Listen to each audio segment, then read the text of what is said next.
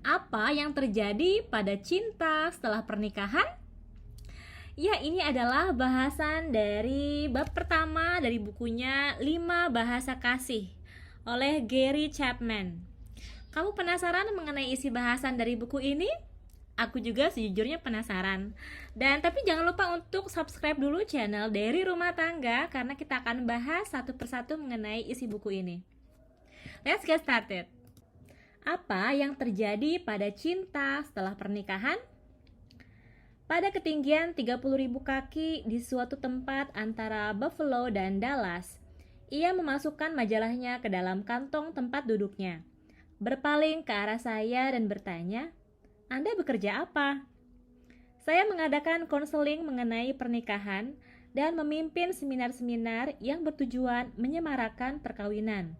Saya berkata tegas, "Sudah lama sekali saya ingin mengajukan pertanyaan kepada seseorang," katanya.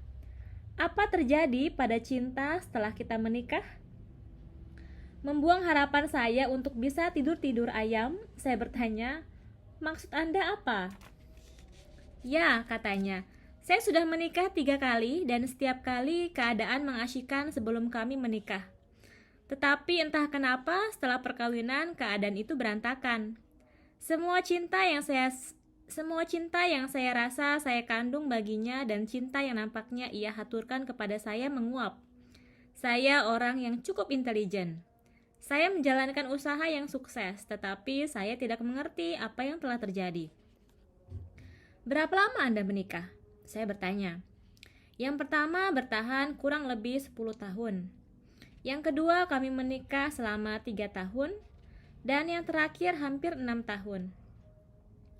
Apakah cinta Anda menguap segera setelah pernikahan atau terjadinya secara bertahap?" Saya ingin tahu. "Ya, yang kedua sudah gawat sejak awal. Saya tidak tahu apa yang terjadi.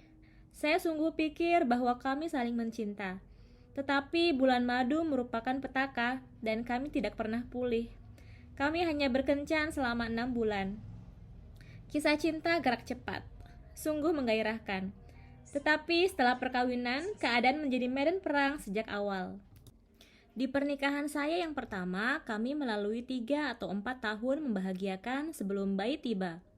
Setelah bayi lahir, saya merasa bahwa dia mencurahkan perhatian kepada sang bayi dan saya tidak masuk hitungan lagi.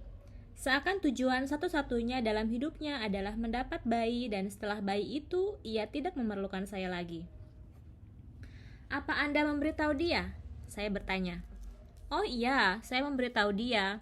Ia bilang saya gila. Ia bilang saya tidak mengerti tekanan menjadi perawat 24 jam sehari. Ia bilang saya harus lebih pengertian dan lebih membantunya. Saya sungguh mencoba mengatasi dan memperbaiki keadaan, tetapi nampaknya percuma saja. Setelah itu kami semakin menjauh.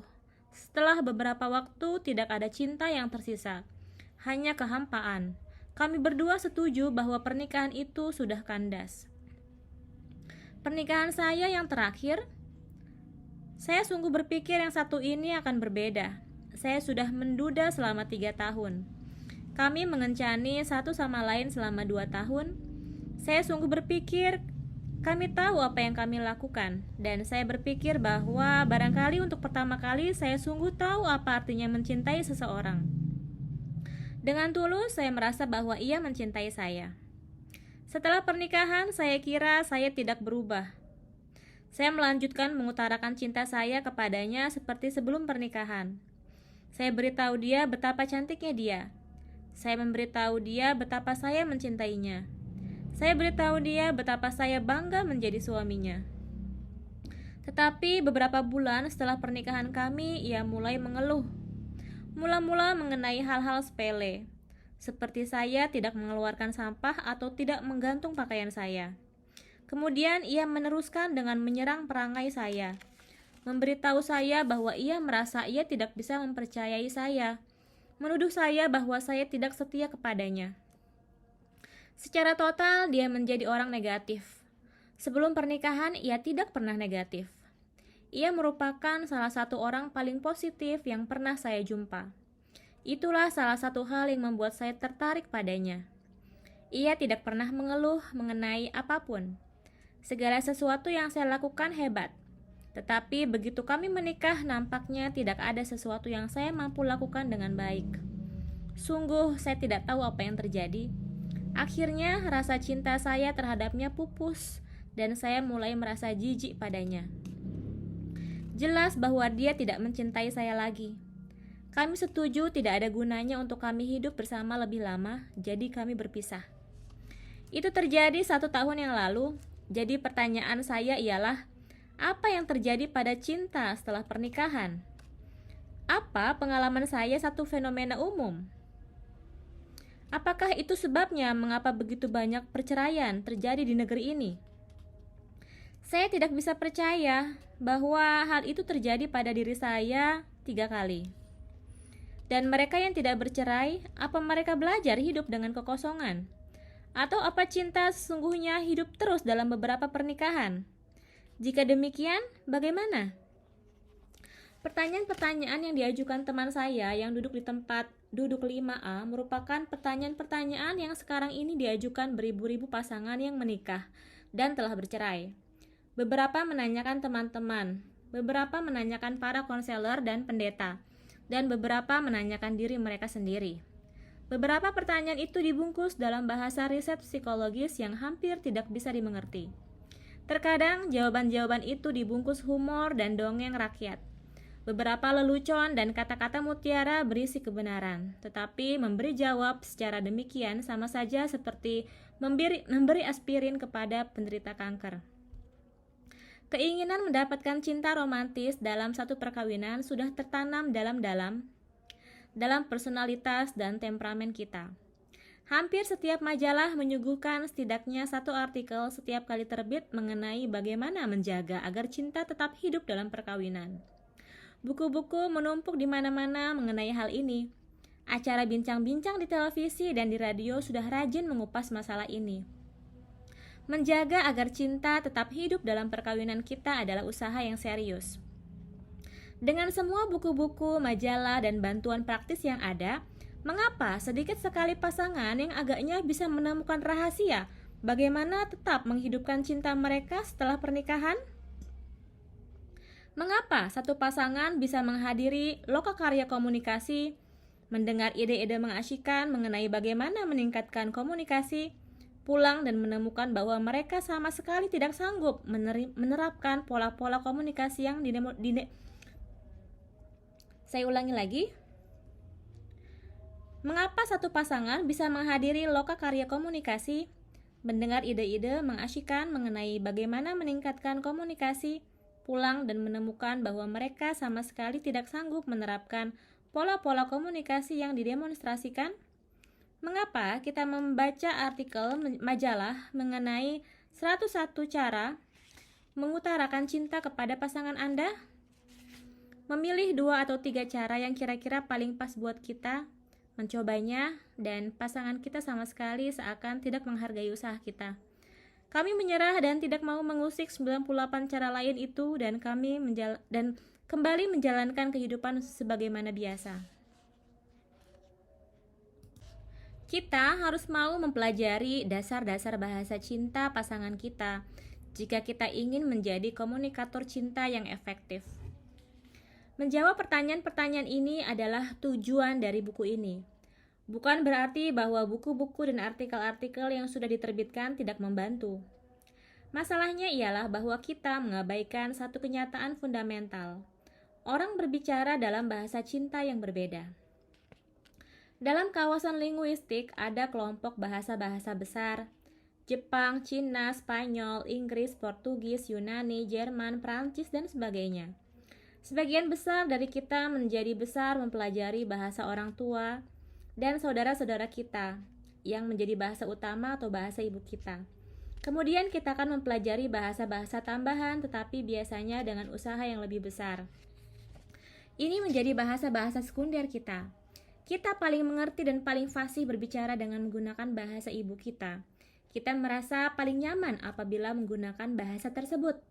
Semakin kita menggunakan bahasa sekunder kita, semakin kita merasa nyaman bercakap-cakap dalam bahasa tersebut. Jika kita hanya berbicara dengan bahasa primer kita, dan berjumpa dengan orang yang hanya berbicara dalam bahasa primernya, yang berbeda dengan bahasa kita, komunikasi kita akan terbatas. Kita bergantung pada tunjuk-menunjuk, mendengus, mencoret-coret gambar, atau memperagakan ide-ide kita. Kita bisa berkomunikasi tetapi dengan cara canggung. Perbedaan-perbedaan bahasa merupakan bagian dan kiriman dari budaya manusia. Jika kita ingin berkomunikasi secara efektif melintasi garis-garis budaya, kita harus mempelajari bahasa mereka dengan siapa kita ingin berkomunikasi. Dalam kawasan cinta, keadaannya pun sama. Bahasa cinta emosional Anda dan bahasa pasangan Anda bisa saja berbeda seperti bahasa Cina dan Inggris. Tak peduli betapa gencar Anda mencoba mengutarakan cinta Anda dalam bahasa Inggris, jika pasangan Anda hanya mengerti bahasa Cina, Anda berdua tidak akan pernah belajar saling mencintai. Teman saya di atas perawat terbang itu sedang menggunakan bahasa kata-kata membenarkan kepada istri ketiganya waktu ia berkata, "Saya beritahu dia betapa cantiknya dia. Saya memberitahu dia betapa saya mencintainya. Saya beritahu dia betapa saya bangga menjadi suaminya." Ia sedang bicara tentang cinta dan ia bersungguh hati, tetapi istrinya tidak mengerti bahasanya. Barangkali ia mencari cinta dalam tingkah laku suaminya dan tidak melihatnya. Bersikap bersungguh-sungguh tidaklah cukup. Kita harus mau mempelajari dasar-dasar dari bahasa cinta pasangan kita jika kita ingin menjadi komunikator cinta yang efektif. Kesimpulan saya setelah 20 tahun konseling perkawinan ialah bahwa pada dasarnya ada 5 bahasa cinta emosional. 5 cara mengutarakan cinta emosional yang dilakukan dan dimengerti orang. Dalam khasanah linguistik, satu bahasa bisa memiliki berbagai dialek atau variasi. Begitupun dalam kelima dasar bahasa cinta emosional, terdapat banyak dialek. Variasi-variasi itulah yang menciptakan artikel-artikel dalam majalah yang berbunyi 10 cara untuk memberitahu pasangan Anda bahwa Anda mencintainya. 20 cara untuk menjaga agar suami Anda betah di rumah. Atau 365 ungkapan cinta dalam pernikahan. Tidak ada 10, 20, atau 365 dasar bahasa cinta. Menurut anggapan saya hanya ada 5, tetapi mungkin ada bermacam-macam dialek. Jumlah cara bagaimana mengungkapkan cinta dalam bahasa cinta hanya terbatas pada imajinasi seseorang. Yang penting ialah berbicara dalam bahasa cinta pasangan Anda. Kita sudah lama mengetahui bahwa perkembangan anak kecil di masa dini, tiap anak mengembangkan pola-pola emosional yang unik. Beberapa anak misalnya mengembangkan pola penghargaan diri yang rendah, sedangkan yang lain memiliki penghargaan diri yang sehat. Beberapa mengembangkan pola emosional ketidakmantapan sementara yang lain menjadi besar dengan merasa mantap. Beberapa anak menjadi dewasa dengan merasa dikasihi, diingini, dan dihargai, tetapi yang lain menjadi dewasa merasa tidak dikasihi, tidak diingini, dan tidak dihargai. Anak-anak yang merasa dikasihi orang tua mereka dan sebayanya akan mengembangkan bahasa cinta emosional berdasarkan konstruksi psikologis mereka yang unik dan cara bagaimana orang tua mereka dan orang-orang penting lain mengungkapkan rasa sayang mereka kepada mereka. Mereka akan berbicara dan mengerti satu bahasa cinta primer. Mungkin saja nantinya mereka akan mempelajari bahasa cinta sekunder, tetapi mereka akan selalu merasa nyaman sekali dengan bahasa primer mereka.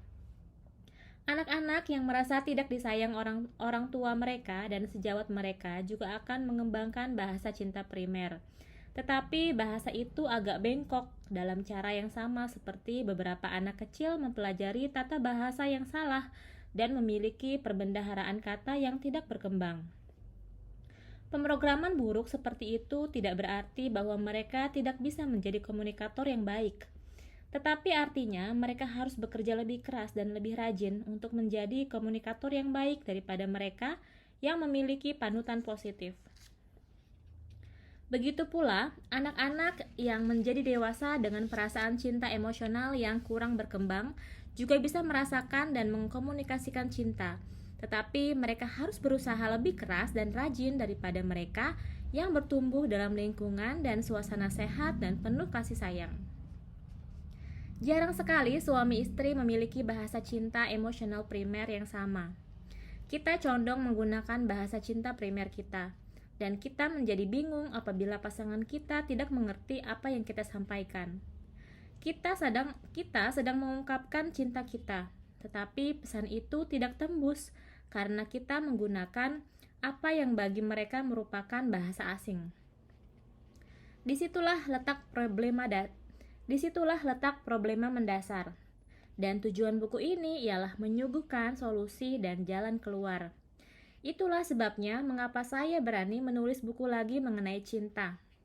Begitu kita menemukan kelima dasar bahasa cinta maupun bahasa cinta primer pasangan kita, kita baru akan mendapat informasi yang diperlukan untuk menerapkan ide-ide dalam buku-buku dan artikel-artikel.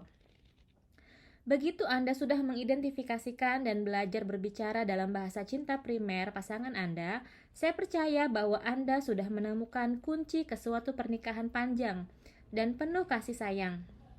Cinta tidak perlu menguap setelah pernikahan, tetapi supaya tetap menghidupkannya, kebanyakan kita harus berjuang dan berusaha untuk mempelajari bahasa cinta kedua.